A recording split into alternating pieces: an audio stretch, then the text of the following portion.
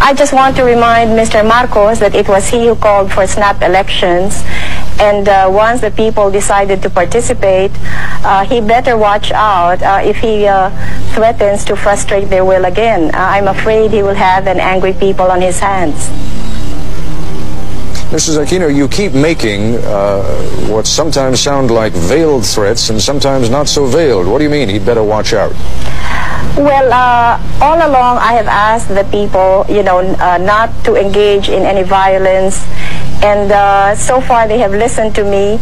And if you may recall, just after my husband was assassinated, I did go on radio in our country, and I asked the people, to observe peaceful means and not to resort to violence, and they did obey me. But this time, they have a greater stake in this. It's not just Cory Aquino, but the future of our children and our children's children. So if they think that they have been cheated out of an election, I'm afraid they might not listen to me anymore if I still insist on going about this peacefully. Well, let me put it to you this way. You are running for president of the Philippines. You are putting yourself forward as the leader of your nation. And now, if I understand what you're telling me correctly, you're saying if the election doesn't go the right way, you may not be able to control even your own followers. That doesn't speak very well for your ability to be able to run the country. Well, Ted, the people who are with me now are so convinced that I will win.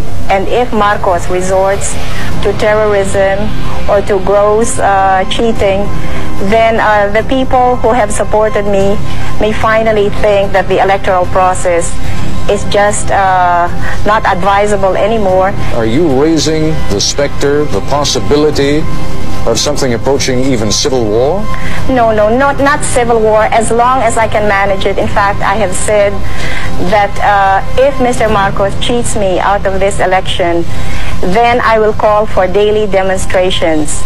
However, if these daily demonstrations will still not get us the desired results, then I am afraid that the people might not listen to me anymore.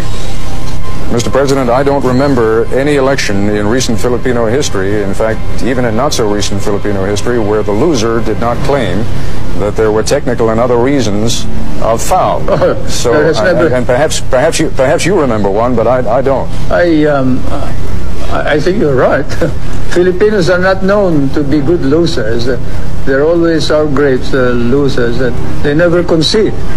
But in this particular matter, Ted, I am so certain of victory that these declarations of my opponent that there will be a civil war in this country indicate how desperate they are. I certainly am concerned about